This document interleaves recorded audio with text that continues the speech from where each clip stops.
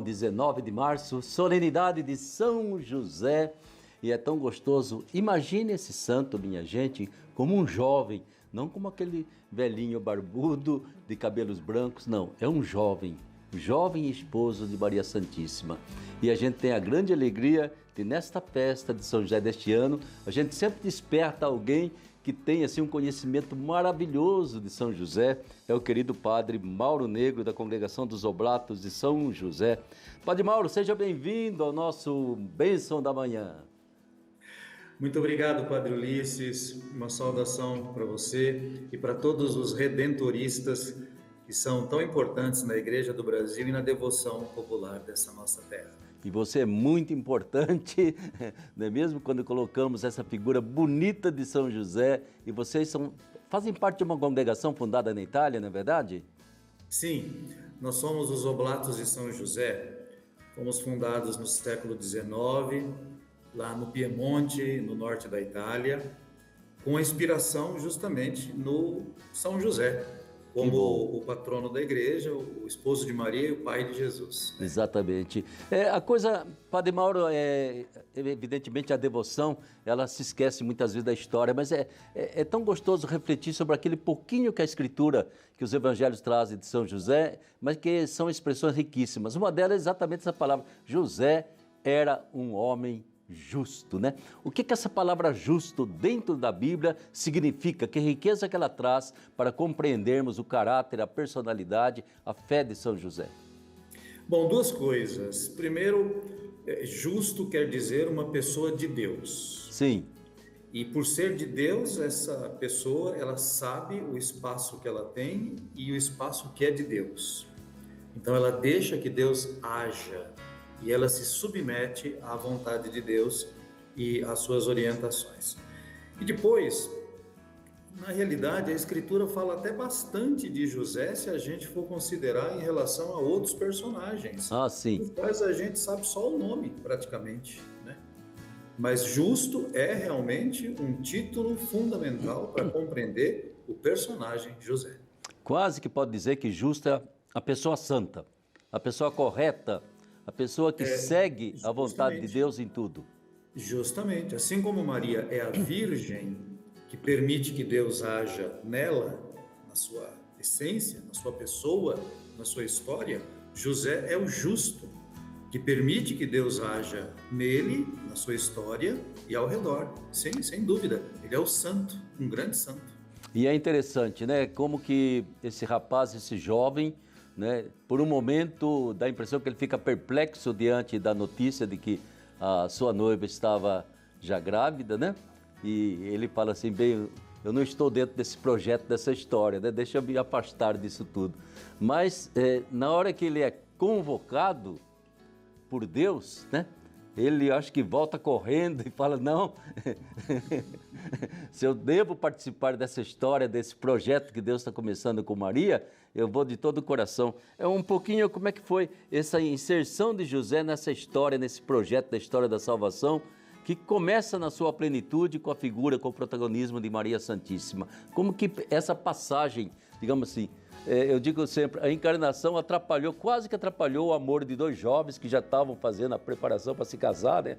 E de repente, muda. E é uma mudança assim de 180 graus.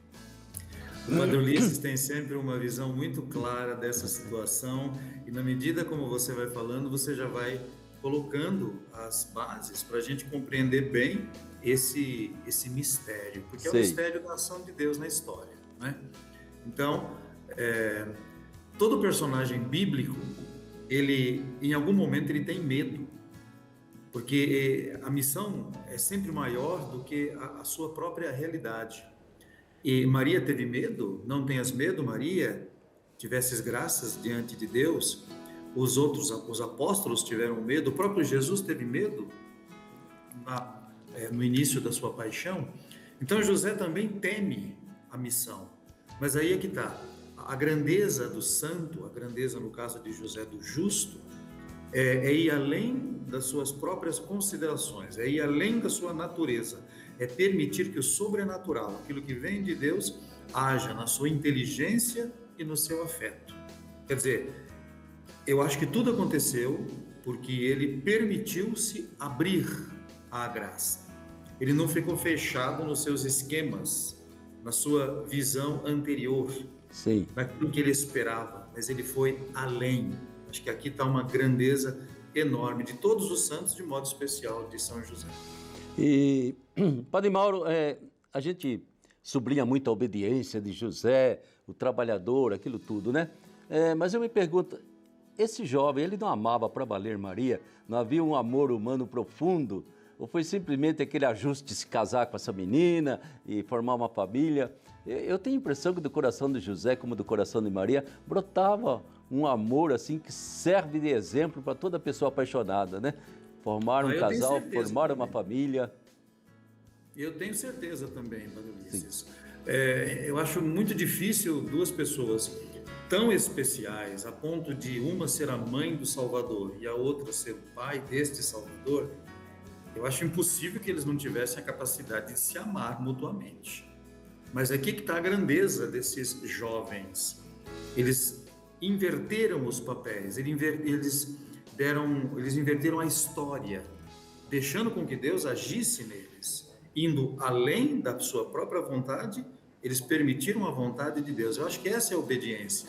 Sim. Porque às vezes a gente pode entender a obediência, né, padre, como uma imposição ou como uma submissão irracional. Uma passividade, né? Uma passividade, um aceite gratuito daquilo que está acontecendo. O que a gente vê, tanto em Maria quanto em José, é uma ação positiva. Depois deles receberem a missão, eles agem de modo positivo e vão atrás, e vão fazendo a história, atrás dos fatos. E tem um momento que José vai avante dos fatos, na frente dos fatos. Quando, por exemplo, ele se antecipa a muitas situações dramáticas, políticas, em torno da perseguição do pequeno Jesus, e ele toma decisões, e isso daí é criatividade, não é só uma obediência cega, é criatividade. Isso é tão importante, né? Ao mesmo tempo eu vejo em José o homem justo, tudo bem, mas tudo menos o homem passivo, porque ele sofreu a opressão, sofreu medo, teve que tomar decisões radicais quando percebeu que Herodes poderia ameaçar a vida da criança, ou seja, se revela um homem muito forte também, né? Um homem que toma decisões, que diz, se tem que escapar da morte, vamos correr o risco de viver em qualquer lugar, menos, de repente, pôr a vida dessa criança em risco, né? Claro, ele deixou os seus planos pessoais em último ponto, mas colocou os planos de Deus em primeiro lugar. E assim ele fez a história. Se ele tivesse ficado nas suas opiniões pré-estabelecidas, pré-concebidas, muito bem fixadas já, provavelmente nada teria acontecido. Mas quando ele permite que Deus haja, tudo acontece. E nós estamos aqui hoje celebrando o seu dia. Aí, que maravilha, né?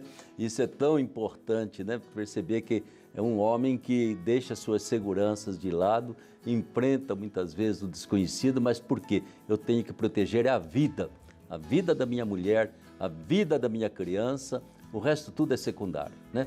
Tudo que havia preparado, vamos deixar para lá. Olha, que gostoso falar sobre ele, né? E ainda mais que a gente fala que ele também é protetor da vida e é protetor da boa morte, porque possivelmente ele deve ter morrido nos braços de Jesus e de Maria. Que a gente tenha um dia muito abençoado, Padre Mauro, aí para a sua congregação, para a sua comunidade, e também venha essa bênção especial do seu carisma para todos nós. Muito obrigado, Padre, muito obrigado a todos da TV Aparecida, um abraço, uma saudação a todos os redentoristas nesse trabalho maravilhoso que vocês fazem no Brasil e no mundo. Obrigado. E que viva São José, não é mesmo? E viva São José.